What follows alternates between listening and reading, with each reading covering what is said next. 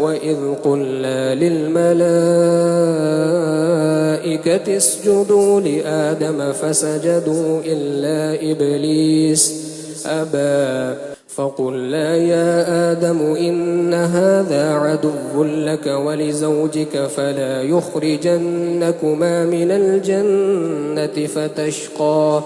إن لك ألا تجوع فيها ولا تعرى وأنك لا تظمأ فيها ولا تضحى فوسوس إليه الشيطان قال يا آدم هل أدلك على شجرة الخلد وملك لا يبلى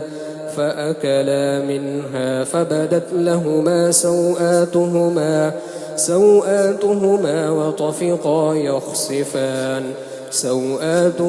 وطفقا يخصفان عليهما من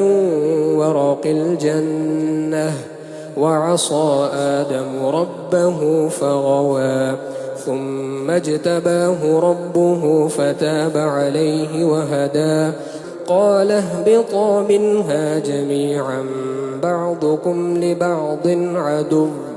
فإما يأتينكم